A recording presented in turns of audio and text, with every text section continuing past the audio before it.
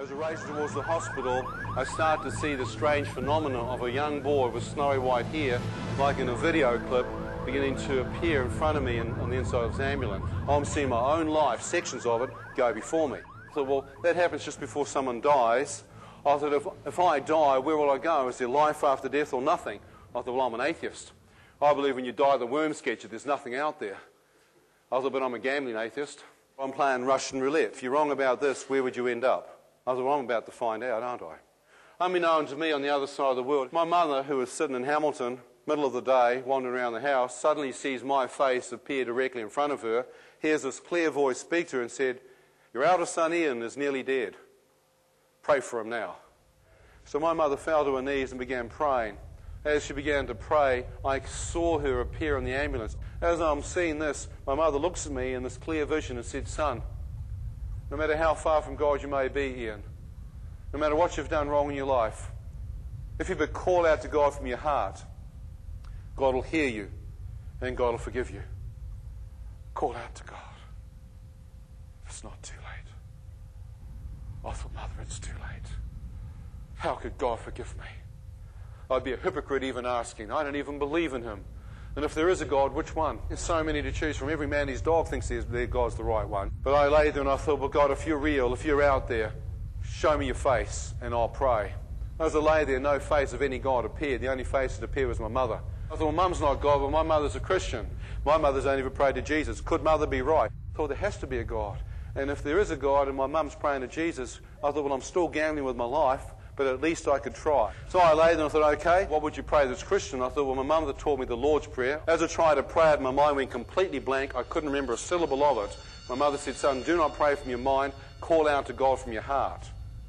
I said, "But God, if you're actually out there, if you see anything good left in my heart, please help me to pray. I can't even remember the Lord's Prayer." As I said that, words began to appear in front of me. "Forgive us our trespasses and sins." I thought, that is impossible. How could I say these simple words and God forgive me all my sins? I said, well, if you can forgive me, God, I don't know how that's possible, but I ask you to sincerely forgive me of all my sins. I've committed so many sins, but if you're really out there, please forgive me of all the things I've done wrong in my life. And there are many.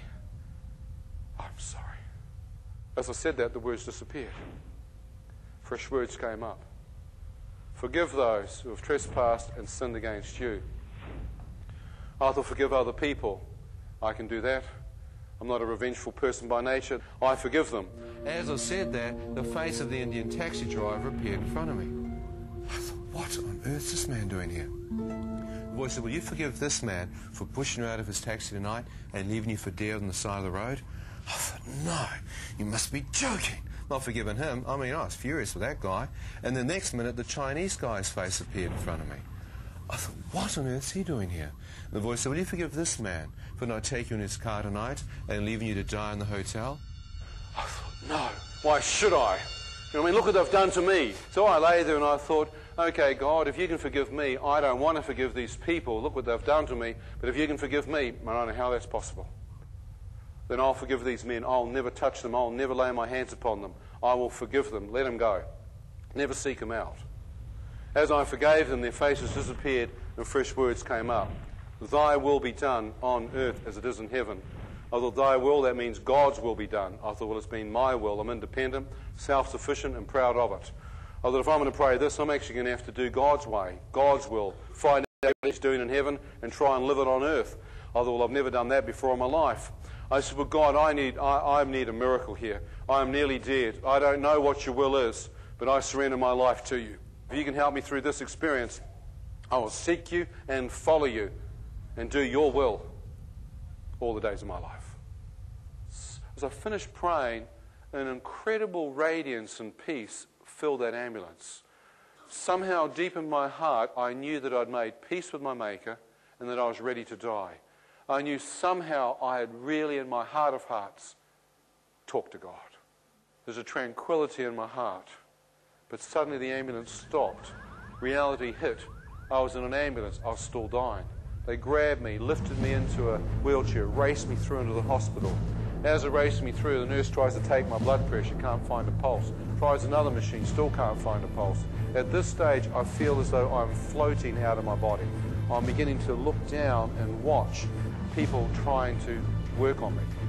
I can hear them speaking. I try and talk, and I tell the doctor that I'm nearly dead. I've been stung by 5 jellyfish. He sees my blood pressure results, and suddenly I've got nurses and orderlies appearing from nowhere with syringes, and I start jabbing them into me. He said, this is antitoxin for the poison. This is dextrose for the dehydration. I start trying to smack my hand, trying to find a vein, so they just shove it in anyhow until they find something. So I'm watching all this going on, and I'm trying to hang in there, and the doctor said, that's all we can do for you. I couldn't move, nothing. All I had were my eyelids, and they were the only things moving. So I was lying there fighting for life. And I distinctly remembered I got so tired, I breathed out a sigh of relief and thought, well, if I can rest for a few minutes, I can find some new strength. This poison won't kill me. So I closed my eyes, and this incredible sense of the battle to stay alive had finished. As it took place, the machines monitoring my heart flatlined. I was out of my body, and I could see and hear and know. And, you know, it's like every part of you was there, but you'd left your body. Next minute, I was in this place of complete darkness where I'd been lying down fighting for my life. I was now wide awake, upright. Did I just die? Have I just left my physical form?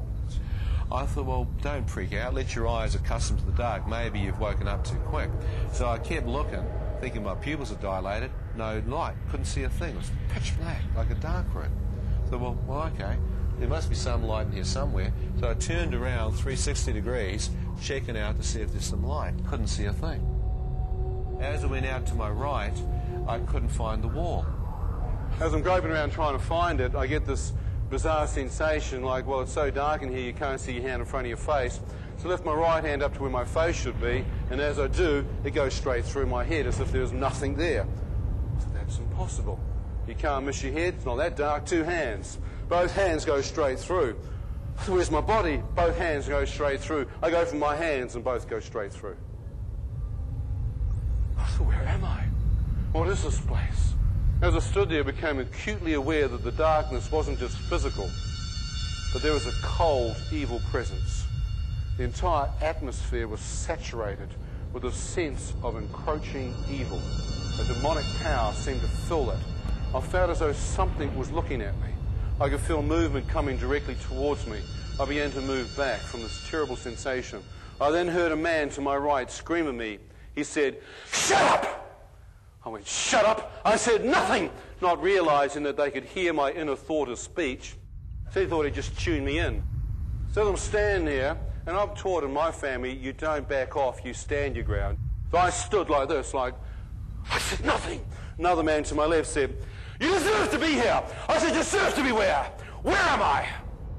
Next minute, a person in front of me said, "You're in hell. Now shut up." I thought, well, I don't believe in it. It doesn't exist. It's fear. As I stood there, they didn't move. I thought, well, where's the party? So my concept of hell just went poof, like that. You could be here 5 minutes to 5,000 years. This is like a holding tank for men's souls. I thought, well, do I deserve to go to hell? I thought, yes. And I thought, but didn't I pray in that ambulance? As I stood there, realizing I could actually be in hell, a radiant beam of light pierced through the darkness above me. As this light touched my face, I felt an awesome presence go through me, and my entire body seemed to lift off the ground and be translated up into this light and radiance. As I'm being drawn up into it, I can see that it's coming from a circular-shaped opening far above me. As I moved into this tunnel of light, I began to see that waves of radiance were coming off the end and moving up towards me. The first wave of light passed into me, and an amazing sense of comfort and warmth came into my spirit. That's a living light. Halfway along the tunnel, another wave of radiance came up, and complete peace. I thought in that darkness I couldn't see my hand in front of my face. I wonder in this light if I can see my human form.